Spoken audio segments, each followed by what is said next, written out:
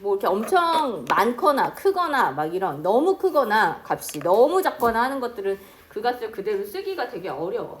그러다 보니 우리가 기준 정해놓고 상대적으로 환산한 값들을 사용을 하게 되는데 교과서에 여기 태양계 안에 있는 행성들의 어떤 무게, 질량 이런 부분도 워낙 값이 너무 크니까 실제 수치에 대한 감이 좀 없단 말이야. 그래서 우리가 좀 익숙하게 보는 우리는 사실 우리가 살고 있는 곳이 제일 익숙하니까 지구를 기준으로 다른 아이들은 얼마나 더 크고 작고 얼마나 더 무거운가 이런 것들을 비교하는 이제 상대적인 값으로 그걸 이용해서 우리가 그 다른 행성들의 질량에 대해서 계산해 볼 수 있다 뭐 이런 게 나왔었어. 그래서 거기 활동하기 수학적 사고 그 부분에 지구가 1이고 금성이 0.82 정도의 질량이라고 치면 지구의 실제 질량이 6 곱하기 10의 24승 kg일 때 금성은 그거 0.82배만큼 된다 해서 계산해 볼 수 있다고 했었지. 그리고 실제 질량 대신에 우리가 상대 질량이라는 것을 이제 앞으로 계속 이용하게 될 건데 실제 값이 너무 크거나 너무 작을 때 그 진짜 값을 어떻게 적용하기가 어렵기 때문에 그렇다라는 것에 대해서 조금 알아두면 된다는 거예요. 그래서 우리가 이제 실제로 진짜 배우게 될 것은 우리는 이제 원자라는 것을 따질 거니까 원자의 질량에 대해서 생각해 보자는 거지. 원자라는 것의 질량이 너무 작아. 우리 눈에 보이지도 않고 손으로 잡히지도 않아요. 그래서 뭔가 실험을 하고 싶은데 수소 원자 한 개 떼어서 실험을 하거나 이런 것 자체가 워낙 불가능하니까 우리는 그럼에도 불구하고 뭐 염화나트륨 수용액을 만들고 이렇게 하잖아. 분명히 우리는 뭐 질량을 내서 뭔가를 하거든. 우리가 질량을 내서 실험을 하고 있는데 그 한두 개 같은 이렇게 너무 작은 애들에 대한 것은 감이 안 잡히니까 대신 그 작은 값을 환산해서 우리가 감이 오는 수치로 바꿔서 쓰자. 그렇게 해서 정한 상대적인 질량을 원자량이라는 이름으로 이야기한다는 거야. 원자의 상대적 질량을 그냥 약자로 사용하는 건데 원자량은 상대적인 값인데 상대적인 값은 중요한 게 뭐냐면 기준이 항상 필요해. 기준. 무엇을 기준으로 잡느냐, 뭐를 기준으로 잡았다고 여기 책에 써 있어. 질량수 12인 탄소라고 써 있지. 너희들 지난 시간에 선생님이 원소기호의 주변에 써 있는 숫자에 대해서 얘기한 적 있었어. 근데 왼쪽 위에 써 있는 숫자를 뭐라고 불러? 질량수라고 부른다고 했었지. 이 질량수는 원자의 내부에 있는 입자들 중에 질량하고 관련된 입자의 총 개수의 합이에요. 근데 보통 원자 핵에 들어있는 입자의 개수가 그 질량하고 관련이 있기 때문에 무슨 수와 무슨 수의 합이야? 양성자 수와 중성자의 수의 합이란 말이야. 자, 이렇게 되는 거고 그 질량수가 12짜리. 근데 우리가 알고 있는 탄소는 양성자가 6개잖아. 6번이잖아. 그러면 이제 중성자도 몇 개라는 걸 알 수 있어? 6개라는 걸 알 수 있지? 얘의 실제 질량이 그렇지 않지만 얘의 질량을 10이라고 놓자. 근데 얘의 실제 질량도 있을 거 아니야?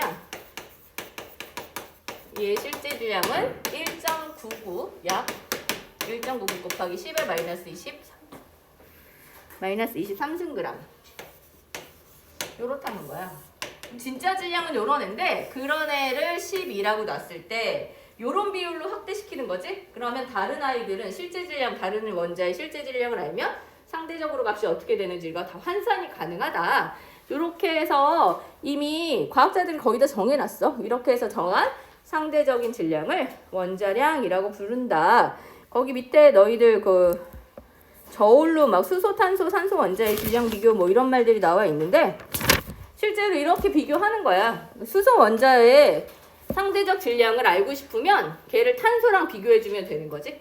탄소 원자 하나의 실제 질량이 수소 원자 12개의 질량과 같다라는 거지. 그러면 탄소 원자 하나의 질량은 진짜 질량은 모르겠지만 탄소 원자 하나를 우리가 12라고 질량값을 정하기로 했잖아.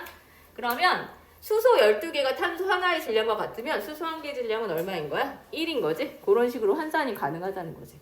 그래서 여기 또 옆에 산소 원자 3개랑 탄소 원자 4개의 질량이 같아. 산소 원자의 질량은 몰라. X라고 치자. 산소 원자 3개의 질량은 탄소 원자 4개의 질량과 같은데 실제 질량값 대신 상대적인 값을 쓰면 상대적으로 우리가 10이라고 질량을 정하기로 한 4개의 질량이 산소 원자의 상대적 질량의 3배와 같다는 거지. 그렇게 하면 산소 원자의 상대적 질량, 산소 원자의 원자량은 이렇게 되니까 16 이렇게 구해줄 수 있다는 거야. 이런 식으로 비례적으로 우리가 계산해서 대충 원자들의 상대적 질량, 원자량이 어떻구나 라는 거를 정하기로 했고 그 기준이 무엇인지 잘 기억해야 돼. 기준. 자, 그런데 이게 이렇게 딱 깔끔하게 끝나면 진짜 좋은데 딱 그렇지가 않아. 너희들 교과서의 맨 뒤에 표지 앞에 이렇게 펴면 주기율표가 있거든. 잠깐 펴볼까? 자, 거기 주기율표에 보면 지금 어떻게 되어 있냐면 원소기호 써있고 영어로 이름이 뭔지, 한글로 이름이 뭔지, 그 다음에 원자량 써있고 오른쪽에 원자번호 써있어요. 보여요? 탄소, 아까 우리가 탄소의 원자량 얼마라고 했어? 10이라고 했잖아. 근데 그 박스 안에 보니까 12로 안 써있고 뭐라고 써있어? 12.011 써있네. 그 왼쪽에 수소 아까 탄소를 12로 나서 환산하면 1이라고 계산 이렇게 저울로 간단하게 그림으로 나타냈는데 여기 써있는 수소가 1이 아니라 1.008 이런 식으로 써있어. 원자량이 다 소수로 써있는 거야. 점 얼마 막 이런 식으로 써있어. 물론 우리가 이거를 실제로 이제 계산할 때는 다 반올림해서 써요. 1.008은 사실 거의 몇이라고 보면 돼? 1이라고 보면 되겠지. 12.011 거의 몇이라고 보면 돼요? 12라고 보면 돼. 그런데 그렇게 무시할 수 없는 값도 있어. 어디 있냐면 오른쪽에 17쪽 두 번째 줄에 염소 있지, 염소. 염소는 35.45라고 돼 있거든. 반올림해도 얼마야? 35.5잖아. 얘 완전 무시할 수가 없어. 점오를 무시할 수가 없어. 이런 아이들 같은 경우엔 도대체 왜 이런 값이 나오나에 대한 고민이 생기게 된다는 거야. 우리가 얘를 이렇게 12로 하기로 딱 12.00으로 하기로 딱 정했는데 정해놓고 나서의 탄소의 원자량도 실제로 주기율표에 12.011이라고 써있으면 도대체 이게 무슨 일인가? 이게 혼란스러운 상황이 되는 거지. 왜 그러냐면 동위원소라는 애가 존재하기 때문에 그래요. 너희들 작년에 1학년 과학 시간에 수소의 동위원소에 대해서 조금 들어본 적이 있을 텐데 왜 빅뱅 이후에 수소 원자핵, 헬륨 원자핵 생기고 걔네들이 어떻게 변화해. 그래서 막 수소가 중성자 이렇게 합쳐지고 뭐 이러면서 헬륨 원자핵이 되고 이런 거 배웠잖아. 그런 식으로 생각을 해보면 실제로 수소는 양성자 하나에 중성자가 없어서 질량수 1짜리 수소가 기본이야. 그런데 이런 수소들이 존재한단 말이야. 이런 수소들. 이 질량수의 차이가 생긴다는 건 양성자가 똑같이 하는데 뭐가 많아졌다는 거야? 중성자의 숫자가 많아졌다라는 뜻이야. 그래서 이런 아이들이 존재하다 보니 실제로 우리가 상대적 질량이라고 말하는 원자량이 정수, 자연수로 딱 떨어지지 않고 점 얼마 이런 값들로 자꾸 나타나더라는 거예요. 뭐의 존재 때문에 그러냐면 동위원소라는 애의 존재 때문에 그래요. 아이소톱이라고 하는데 이 동자는 뭐 한자로 선생님 쓰진 않지만 같은 동자야. 위자는 위치. 어디에서의 위치냐면 주기율표의 위치가 같아. 주기율표, 너희 주기율표는 무슨 순서로 배치한다고 배웠어? 양성자 숫자로 배치하잖아. 양성자 숫자로 배치하는데 위치가 같다는 거는 걔네들의 양성자 수가 같다는 얘기지. 양성자 수를 우리가 뭐라고도 불러? 원자 번호라고도 부르지. 원자 번호가 같으면 같은 원소 기호를 사용하게 되는 거야. 그래서 동위원소에 해당하는 얘네들 똑같이 양성자 하나씩 하면 똑같이 수소야. 그런데 중성자 숫자만 달라. 이런 아이들은 기본적인 성질은 똑같아. 뭐만 다르냐면 질량만 다른 거야. 질량하고 관련된 것만 달라요. 그래서 실제로 내가 수소의 원자량이 얼마야? 라고 물어보면 도대체 무슨 수소를 말하는 건지를 결정해야 되잖아. 근데 이게 결정을 하고 자시고 할 문제가 아니라는 거지. 귀찮으니까 어떻게 하기로 했냐면 그냥 평균 구해 이렇게 하기로 했어. 그래서 이런 동위원소들 때문에 어쩔 수 없이 과학자들이 얘네들의 평균값을 이용한 평균 원자량이라는 거, 평균값을 구한 다음에 그거를 그냥 원자량으로 사용해 주기로 했단 말이야. 그런데 다행히도 1 더하기 2 더하기 3으로 결정하는 게 아니라 얘네들이 자연계에 존재하는 비율이 다 제 맘대로야. 다 달라. 대부분이 99% 이상이 얘야. 얘네 합해도 1%도 안 돼. 그러면 2하고 3을 합해도 1%도 안 되면 실제로 내가 이거 진짜로 존재하는 비율을 고려해서 평균을 구하면 거의 어디에 가깝겠어? 거의 이거에 가깝겠지? 거의 1. 얼마. 아까 1.008이었잖아. 거의 1이야. 그래서 압도적으로 많이 존재하는 애들이 있기 때문에 사실은 우리가 평균값을 구해도 거의 그냥 압도적으로 많은 애의 그 질량수에 거의 근접한 값으로 결정이 되게 돼요. 그래서 너희들 문제 풀 때 수소의 원자량 1.008로 안 하면 그냥 1이라고 할 거거든. 많은 애 중심으로 거의 소수점의 뒤에 의미 없는 수치를 버리고 그렇게 사용을 하거나 반올림하고 사용하게 될 거예요. 이거 얘만 그러냐? 그렇지 않고 지구상에 존재하는 거의 대부분의 원소들이 동위원소를 가지고 있어. 탄소도 동위원소가 있어. 얘가 제일 많지만 우리가 이걸 원자량의 기준으로 정했잖아. 얘가 제일 많지만 이런 애도 있고 이런 애도 있는 거야. 중성자 6개짜리, 중성자 7개짜리, 중성자 8개짜리 이런 아이들이 있어. 그러면 기준은 얘로 정했어. 얘는 10인데 얘는 13이고 얘는 14 이렇게 놓을 수 있겠지? 그렇다 하더라도 존재 비율을 고려하면 거의 이게 99%. 얘네들이 1%도 안 돼. 그러면 평균 구해봤자 어디에 가까운 값이 거의 10이 넘어가도 조금밖에 안 넘어가. 아까 12.011이라고 했잖아. 011 버려도 되는 그런 값으로 결정이 되더라. 그래서 대부분의 아이들의 원자량은 거의 한 가지 값이 압도적으로 많아서 거의 그 값에 귀결되는 그런 수치들로 결정이 돼요. 기준이 뭐다? 질량수 12짜리 탄소를 12로 놓고 우리가 그렇게 그런 비율로 환산해서 원자의 상대적 질량 결정했다. 이거 알고 있으면 되겠지. 그래서 아까 여기 밑에 있는 그림 3-1에 있는 거 오른쪽에 그림 확인하기라고 해서 값을 써봐라 라고 나와 있는데 탄소의 원자량은 10이라고 하면 수소 12개가 모여야 10인 거잖아. 수소의 원자량은 1인 거고 그 다음에 산소는 산소 3개의 원자량의 값과 산소 원자량의 3배와 탄소 원자량의 4배의 값이 같으니까 산소는 16 이렇게 계산이 가능했다. 기억해 두면 되겠지. 그래서 이건 진짜 질량이 아니다.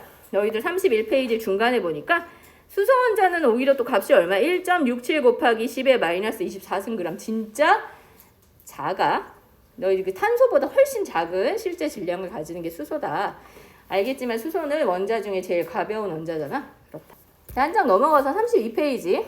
그래서 다음은 몇 가지 원소의 원자량을 나타낸 것이다 라고 써 있는데 대략적으로 나타낸 값이고 우리 여기 있는 것들을 계속 이런 값으로 쓰게 될 거야. 지금 보니까 수소는 1 거의 뭐 이 질량수 1짜리가 압도적이기 때문에 계산해봤자 1이 나와요. 그리고 탄소는 질량수 12짜리가 압도적이니까 거의 평균값 구해도 12.0 얼마 그래서 그냥 12로 우리가 쓰기로 했고 질소도 14짜리가 거의 압도적으로 많아서 14 산소도 16짜리가 압도적으로 다 그런 식인데 지금 이상한 애 하나 있지. 누가 이상해? 염소만 얼마야? 점 얼마 나오잖아. 점 얼마. 자, 염소의 경우에는 동위원소로 2가지 동위원소가 압도적으로 많은데 얘 질량수 35짜리가 있고 질량수 37짜리가 있어. 이런 두 종류가 거의 대부분을 차지해. 근데 지구상에 존재하는 걸 100%라고 치면 35의 질량수를 가지는 게 한 75% 정도 37의 질량수를 가지는 게 한 25% 정도 있어요. 그래서 25를 무시할 수가 없잖아. 아까는 두 개 합해도 1도 안 돼. 그러니까 사실 무시해도 별로 문제가 되지 않았는데 얘는 이걸 무시할 수가 없는 거야. 그래서 이걸 고려해서 우리가 계산을 해줘야 하더라. 그래서 염소의 평균 원자량을 구해볼 수 있는데 평균 원자량은 얘네들의 존재 비율을 고려해서 계산할 거야. 그럼 존재하는 비율이 75%랑 25%잖아. 너희들 그렇게 치면 전체가 100이잖아. 전체 100 중에 35의 질량수를 가진 애가 75%, 37의 질량수를 가진 애가 25%. 이렇게 계산해주면 된다는 거야. 이게 존재 비율. 얘네들이 전체 100 중에 얼마를 차지하는지 존재 비율 고려한 평균값을 계산하는 방식이에요. 계산하면 얼마 나오냐면 35.5 정도 나와. 그래서 이거 산수로 실제로 계산을 하면 염소의 평균 원자량은 35.5. 0.5가 나오는 이유는 무시할 수 있는 존재 비율이 없고 다 따져줘야 되는 애들이기 때문에 그래요. 그래서 너희들 여기 원자량 이렇게 나와 있는데 우리가 무슨 원소의 원자량이라고 말하는 건 사실은 걔네들의 동위원소의 존재 비율을 고려한 평균 원자량이다 라는 걸 같이 알아두면 되겠지. 동위원소가 아까 뭐라고 했어? 양성자 수는 같은데 중성자 수가 다른 아이들. 기본적으로 반응이랑 이런 거 다 비슷하게 해요. 그렇지만 대신 걔네들의 질량값만 차이가 생기는, 질량의 차이가 생긴다. 책의 왼쪽에 미리 보기라고 해서 조그맣게 써있지? 정확한 원자량은 동위원소의 자연 존재비를 고려한 평균 원자량으로 한다. 동위원소라는 용어 좀 알아두고 나중에 2단원 정도에서 한번 나오게 될 거야. 그다음에 원자량을 다 외울 필요는 없어. 문제 풀면 거기다 줄 거거든. 주는데 워낙 많이 나오는 4개 정도는 좀 알아두면 좋겠어. 수소는 1이고 탄소는 12, 질소는 14, 산소는 16. 요 4개는 진짜 많이 나와요. 여기 4개는 물론 문제가 나오면 값을 주긴 하겠지만 상대적인 값이라 주긴 하겠지만 외워두면 좋을 것 같고, 그 다음에 왼편에 조그마한 글씨로 또 뭐가 써 있어? 우리가 나트륨이라고 말하는 애랑 칼륨이라고 말하는 애는 그 나트륨이나 칼륨이란 이름이 영어가 아니야. 아마 독일어 어원, 라틴어 어원 막 이래가지고 그 이름이 영어가 아니라 영어에서는 뭐라고 하냐면 나트륨을 소디움이라고 부르고 칼륨을 포타슘이라고 불러요. 그래서 나중에 너희가 뭐 대학교 가서 혹시 영어로 뭐 일반화학 같은 걸 공부하게 되면 갑자기 나트륨이란 말 안 써 있고 소디움이 어쩌고 뭐 이렇게 써 있으면 그게 나트륨을 의미하는 거야. 용어가 다른 이름, 영어 이름은 다를 수도 있다. 같이 좀 알아두면 되겠지. 하나 더 하자면 원자량은 원자의 상대적 질량이야. 근데 우리가 모든 원소를, 모든 물질을 다 원자로만 표현하는 건 아니잖아. 다른 형태로도 표현하잖아. 보통 분자, 뭐 아니면 뭐 이온결합 물질들 막 실험식 이런 걸로 나타내거나 시성식 이런 거 배웠잖아. 다른 형태의 식으로 여러 가지가 결합해 있는 물질들을 나타낼 수 있단 말이야. 그래서 그런 애들을 가지고 주로 실험을 하거나 연구를 할 건데 원자만 그런 상대적 질량을 쓰냐? 그게 아니라 그런 원자가들이 결합해서 만들어진 물질들도 상대적 질량을 사용해야 돼. 그래서 우리가 그런 애들 화학식량이라고 불러요. 이게 넓은 의미야. 화학식량은 사실 화학식을 표현하는 식에 이름을 붙이면 돼. 그래서 보통 분자의 경우에는 우리가 분자식이라고 말하잖아. 근데 분자식에 해당하는 상대적 질량은 분자량이라고 불러. 그리고 우리 선생님이 지난번에 화학식을 표현하는 거 3가지 있다 그랬지? 분자식 말고 또 뭐 있어? 정확히 몇 개씩인지 모르겠는데 비율로 나타날 수밖에 없는 아이들을 실험식이라고 하잖아. 그런 아이들의 경우에는 실험식에 해당하는 아이들의 상대적 질량에서 실험식량이라고 불러요.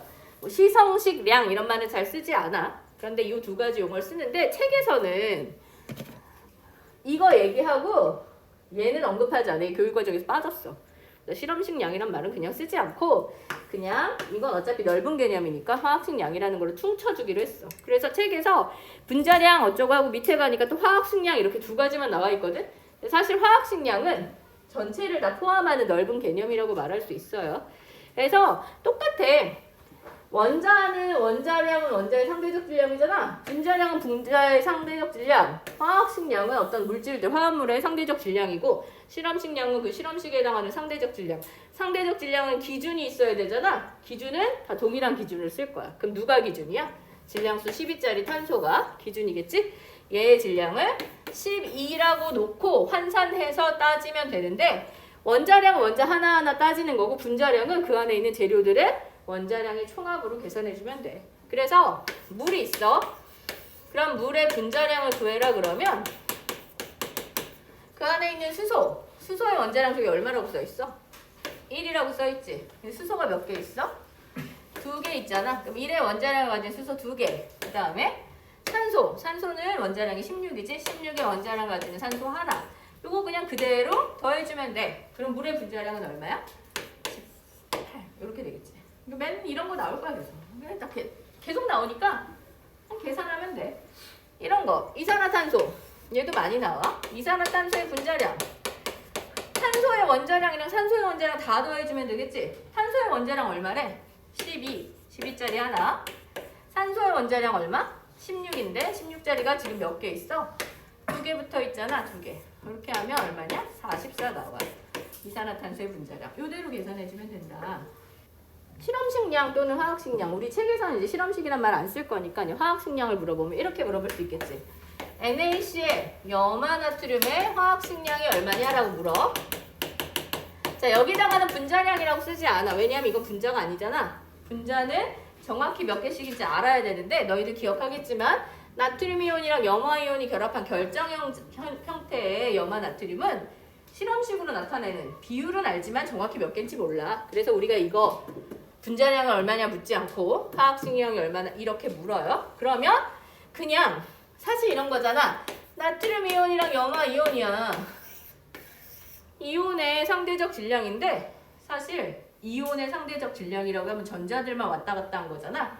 전자는 질량이 크게 영향을 미치지 않아. 전자는 너무 가벼워서 들어가고 나가고가 중요하지 않아. 그래서 Na 플러스 이렇게 있어도 그냥 나트륨 원자량 그대로 써요. Cl 마이너스 있어도 염소의 원자량을 그대로 써요. 나트륨의 원자량이랑 염소의 원자량을 식에 보이는 대로 그대로 우리가 더해주면 돼. 여기 식에 실제로 하나는 아니지만 하나씩 있는 것처럼 보이잖아. 그럼 그 값을 그대로 더해요. 나트륨 원자량이 23. 염소는 평균 원자량 값 0.5에 나와 있는 그 값을 그대로 쓸 거야. 35.5. 요렇게. 얼마지? 50. 이런 식으로 계산해주면 돼. 하나도 어려울 게 없어. 그래서 분자량은 그 안에 있는 분자를 구성하는 원자의 원자량의 총합. 화학식량은 그 화학식을 구성하는 원자량의 총합. 이렇게 나타내주면 된다. 알아두면 되고, 그 책에 그래서 염화나트륨의 화학식량 물어봤잖아. 염화나트륨의 화학식량은 얼마겠어? 요게 있잖아. 그냥 우리가 이게 이온인 걸 알지만 그냥 원자량 그대로 써준다. 전자들이 왔다 갔다 하는 거 큰 의미가, 질량에선 큰 의미가 없다. 그래서 나트륨의 원자량 23이라고 했었고 염소의 원자량 35.5라고 했으니까 염화나트륨의 화학식량은 58.5다. 애들이 되게 궁금해요. 선생님 이거 그러면 원자량 다 외워요? 맨날 물어보는데 외우면 좋아. 편해. 근데 문제가 나오면 거의 값을 줄 거야. 그래서 그걸 꼭 외워야 되는 건 아니야. 대신 외우면 좀 더 간단하게 문제를 풀어줄 수가 있어요. 그렇다는 거 알아두면 되고, 그 밑에 있는 다음 분자량의 다음 분자의 분자량을 구해보자. 해봅시다. 분자량을 구해보자. 암모니아 NH3, 에탄올 C2H5OH. 기억나? 요런 거 딱 보이게 쓰는 식 뭐라고 했었어? 시성식이라고 했었지? 자, 내가 암모니아의 분자량 물어봐요. 암모니아는 분자야. 그래서 우리가 분자량이라고 해도 상관이 없는데 암모니아가 분자인지 아닌지 잘 모를 수 있잖아. 헷갈려. 그러면 그냥 무슨 말 쓰면 돼? 화학식량 쓰면 다 포함이야. 자, 분자량을 구하려면 여기 있는 아이들의 원자량을 다 더하면 돼요. 질소는 14. 그런 애 하나 있고 수소는 1인데 수소가 3개 있어. 그래서 얼마다? 17이다. 이렇게 보면 되겠지. 그 다음에 에탄올도 마찬가지예요. 물론 이 식은 시성식이지만 얘는 분자거든. 그래서 이걸 분자량을 물어볼 수도 있고 또는 분자인지 뭔지 긴가민가하며 화학식량이라고 써도 별로 무리되진 않아요. 산소 2개, 수소가 총 몇 개지? 6개지? 산소 2개, 수소 6개, 산소 하나 이렇게 있으니까 계산을 해보면 탄소는 아까 상대적 질량 원자량 기준이기도 했지? 12 쓴다고 했었어. 탄소 2개. 그 다음에 수소가 총 6개예요. 그러니까 1의 원자량을 가지는 수소가 6개. 산소는 16인데 하나. 같이 되지? 그러면 얼마냐? 24 더하기 6 더하기 16이니까 46? 이렇게 되겠네? 이렇게 보여주면 되겠네. 예를 들어 이런 걸 물어봤어. CA, OH, 2의 화학식량. 그럼 일단 여기서 뭐 줘야지 풀 거 아니야? 뭐가 필요해? 칼슘의 원자량을 알아야 돼. 칼슘의 원자량은 40이야. 산소의 원자량은 16, 수소의 원자량은 1이에요. 이걸 줬어. 자, 그럼 우리는 얘 화학식량을 구할 수가 있겠죠. 이거는요, 상식적으로 작은 숫자가 써있잖아. 너희들 작은 숫자의 의미 알아? 뭔가 어떤 식이 있어. 여기 막 이런 애들 있잖아. 이 작은 숫자. 이 작은 숫자는 바로 앞에 있는 게 몇 개다. 이런 뜻이야. 그래서 여기 5가 있으면 바로 앞에 있는 수소가 5개 들어있다. 이런 뜻이라는 말이야. 근데 얘는 2가 있긴 있는데 어디 있어? 괄호가 있지? 그러면 괄호가 통째로 2개 있는 거예요. 뭐 어렵지 않지만 이렇게 나타낼 수 있어. 그래서 얘 화학식량을 구하려면 칼슘의 원자량 40. 칼슘 하나. 그 다음에 산소의 원자량 16인데 산소 하나. 수소의 원자량 1인데 하나. 근데 얘가 총 몇 개야? 2개. 이렇게 된다는 거지. 여기서? 여기서부터 여기까지가 2개 있네. 그렇게 계산해주면 되겠지? 74 맞아요? 이렇게 되는 것 같네. 몰 이렇게 쓰거나 MOL 이렇게 쓰거나 이 두 가지 용어로 사용할 거야. 이건 뭐냐면 묶음단이야. 묶음단이. 몇 개를 묶어서 1몰 이런 식으로 부른다는 거야. 몇 개를 묶냐? 그냥 개수를 아예 알려줄게. 6.02 곱하기 10의 23승계를 묶어요. 요렇게 묶어놓으면 요 묶음을 1몰이라고 불러. 개수가 얼마나 많아? 상상도 할 수 없을 만큼 많은 값이잖아. 이만큼을 묶은 걸 1몰이라고 하고 이거를 되게 화학에서 많이 쓴단 말이야. 이렇게 많이 묶어놓은 걸 쓰려면 사실 실제로 어떤 데다 묶어야겠어? 굉장히 작은 것을 사용할 때 묶는 단위야. 그래서 원자나 분자 같은 아주 작은 애들을 묶을 때 사용하는 묶음 단위예요. 몰이라고 부른다. 책에서는 이렇게 말하고 있어. 달걀 30개 한 판. 사실 달걀 30개 한 판이야. 근데 달걀은 한 줄도 있어. 너희 달걀 한 줄 몇 개인지 알아? 10개, 10알. 달걀 10개의 묶음이 한 줄이야. 한 줄이고 달걀 30개 한 판이야. 근데 요즘에는 그런 그 묶음 단위를 많이 파괴해서 써. 그래서 달걀 사러 가면 15개 파는 묶음도 있고 딱히 이름이 없어. 15개 그냥 팔거나 막 6개만 묶어서 팔기도 하고 막 이러거든. 근데 원칙적으로 우리가 부르는 묶음 단위 중에 달걀은 30개를 한 판이라고 부르고 10개 한 줄이라고 불러요. 오징어는 20마리씩 묶어서 판대. 그래서 그걸 한 축이라고 해. 근데 사실 요즘에 오징어 20마리 묶은 걸 사는 사람들 별로 없잖아. 잘 안 쓴단 말이야 요즘에는. 그리고 김은 100장을 묶어서 한 톳 뭐 이렇게 말한다고 하고 마늘은 100통. 그 마늘이 한 통처럼 생겼잖아. 이렇게 동그란 그 마늘 한 통씩 묶은 거를 100통이 이렇게 묶여 있으면 한 접 막 이렇게 말하거든. 생선 같은 경우에 뭐 고등어를 산다면 한 손 이렇게 사. 한 손이면 2마리야. 한 손인데 2마리. 이렇게 산단 말이야. 어쨌든 그 파괴되든지 말든지 그건 일상생활의 문제고 화학에서는 몰이라는 단위를 굉장히 많이 쓸까 앞으로도 계속 나와. 되게 중요한 단위고 개수를 묶어놓는 단위다. 개수의 단위다라는 걸 알아둬요.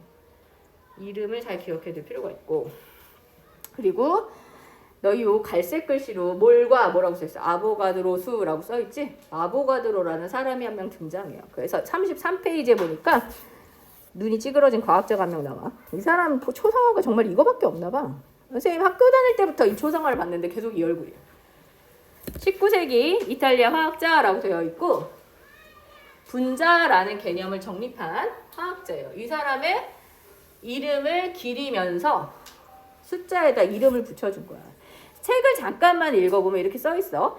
원자와 같이 매우 작은 입자의 수량을 나타낼 때 어떤 묶음 단위를 사용할까? 그래서 어떤 묶음 단위를 쓰냐면 6.02 곱하기 10의 23승계 이걸 묶어서 1몰이라고 한다. 자, 이 1몰, 이 뜬금없는 수치가 나오게 된 배경이 뭐냐면 탄소 원자가 있는데 이 탄소 원자의 상대적 질량을 12라고 놓고 원자량의 기준을 삼았단 말이지. 그런데 이렇게 놓고 뭔가 실험을 하려고 그랬는데 이게 상대적 값이잖아. 진짜가 아니야. 여기다 그램 이런 걸 못 붙이는 거야. 의미는 있는데 단위가 없는 숫자가 돼버렸어. 나는 사실 이걸 질량 대신 쓰고 싶었는데 단위가 없단 말이지. 그래서 이걸 어떻게든 단위를 어떻게든 넣어주고 싶어져서 이게 이 12가 만약에 12g이 있다면 거기 안에 원자가 몇 개 들어있는지를 계산을 해본 거야. 연구를 해본 거야. 그랬더니 이 안에 원자가 이만큼 들어있다는 거지. 어떻게 계산이 되겠어? 탄소 원자 12g 있어. 그런데 우리 탄소의 실제 질량 있었지? 탄소는 한 개가 1.99 곱하기 10의 마이너스 23승 g이란 말이야. 그러면 12g 안에 몇 개가 있는지 대략적으로 계산할 수 있단 말이지. 근데 약 계산해봤더니 얼마가 나와? 이걸 만약 2라고 치면 6이잖아 나누면. 근데 2는 아니잖아. 그러니까 약 6.02 이것도 근사값이야. 이거 반올림한 값인데 6.02 곱하기 10의 23승이라는 값이 나오고 질량 나눠 너네 번분수 계산할 줄 알잖아. 이 퍼는 분모에 있는 애잖아. 분모에 있는 애가 계산 다 하고 나면 어디로 가? 분모에 있는 애는 분자로 올라가지? 이렇게 올라가서 요만큼의 개수가 22g 안에 들어있다가 된 거야. 그래서 다시 말하면 뭐라고 말할 수 있어? 1몰이라는 거 1몰계만큼 내가 묶어놓고 질량을 재. 그러면 원자는 그 원자의 원자량만큼의 질량값이 나오게 된다. 내가 어떤 분자를 1몰 요 개수만큼 묶어놓고 질량을 재면 그 분자의 분자량만큼의 질량을 가지게 된다. 이런 의미 있는 수치가 될 수 있었다는 거지. 그래서 만약에 탄소의 원자량이 얼마야? 라고 물어보면 12. 단위 붙이면 틀려. 그런데 탄소 1몰의 질량이 얼마야? 이렇게 물어보면 몇 g이라고 말할 수 있어? 12g. 이렇게 말할 수 있어. 감이 와? 그냥 원자량 물어보면 단위를 쓰면 안 돼. 그런데 1몰의 질량, 뭐 2몰의 질량 이런 식으로 몰이라는 걸 하나 끼고 개수를 붙여놓고서 시작을 하면 그땐 단위를 쓸 수가 있어. 그래서 1몰의 질량이 원자량이나 분자량이나 그 값에 그람 붙인 값과 같다라는 거, 그 의미를 주기 위해서 우리가 묶어서 쓰기로 한 단위가 있는데 그 단위가 몰이라는 거. 몰은 1몰계가 몇 개냐면 요 정도의 수치. 엄청나게 많이 묶어놔도 탄소 이만큼 아주 많이 묶어놔봤자 몇 g밖에 안 돼. 12g밖에 안 된단 말이야. 원자가 굉장히 작다. 이런 얘기를 하고자 하는 거지. 이 숫자가 너무 중요해. 이 숫자에 이름을 붙였어요. 누가? 후대 과학자들, 나중 과학자들이 아 이거 너무 중요한 숫자니까 여기다가 이름 붙이자. 누구 이름 붙여? 여기 이 아저씨 이름 붙여. 아보가드로 이름 붙여서 아보가드로 수라고 부르기도 해요. 아보가드로 수가 몇 개야? 6.02 곱하기 10의 23승 개에 해당한다는 거야. 그리고 이건 우리 말이잖아. 우리나라 말로 아보가드로 수라고 하는데 영어로는 뭐라고 하겠어? 아보가드로 넘버 뭐 이렇게 부르겠지. 아보가드로스 넘버 이렇게 부르겠지. 그래서 약자로 이걸 표현할 때 넘버 n, 아보가드로 na 이렇게 부르거나 과학에서 화학에서의 기본 수치다라고 해서 N0라고 쓰기도 해요. 요걸 더 많이 써. NA라고 쓰기도 한데 아보가드로 쓰라고 해서 이렇게 표현하기도 한다. 야, 좀 알아두면 되겠지. 그래서 아보가드로가 붙인 게 아니라 후대 과학자들이 이 사람이 업적 너무 대단해 이러면서 붙여준 수치다. 이거 알아두면 되고 확인하기 볼게요. 설탕, 염화, 마그네슘 이렇게 나와 있네. 너네 이거 알아? 이게 뭐야? C6H12O6 포도당. 단당류라고 불러. 우리가 밥을 먹으면 몸 안에서 소화가 되고 가장 마지막까지 소화돼서 남은 가장 마지막이 포도당이에요. 그치? 그런데 이 단당류 중에 과당이라는 애도 있고 막 약간 그런데 그런 아이들이 대부분 요런 개수, 분자량을 요런 형태를 가지고 있어. 그래서 하나만 딱 이렇게 당이 있으면 이렇게 되는데 당이 두 개가 결합하게 되면 이당류라고 해서 설탕은 이당류에 해당해. 그래서 요거 두 개가 결합하게 되면 요거 두 개면 얘 두 배 돼야 되겠지. 12개. 얘 몇 개 돼야 돼? 24개 돼야 될 것 같고 얘 12개 돼야 될 것 같은데 개수가 안 맞아. 왜냐하면 두 분자가 결합하려면 뭔가 붙기 위해서 가지고 있던 걸 좀 떨어뜨려야 돼. 뭐가 빠지냐면 물이 빠져요. 물 하나가 빠지면서 붙어서 수소가 이 2배에서 2개 빠진 상태, 산소가 2배에서 하나 빠진 상태의 개수로 2개의 당이 결합한 형태로 존재하는 애야. 여기서 중요한 건 아니고 여기서 알고 싶은 건 뭐야? 그래서 얘가 몇 몰 있대? 2몰 있어. 그런데 그 안에 있는 수소 원자는 이 2몰 안에 1몰 안에 수소는 22 있겠지. 그럼 2몰이면 그거의 몇 배? 2배. 그러니까 44몰 이렇게 있을 거예요. 요 확인하기부터 다음 시간에 할게.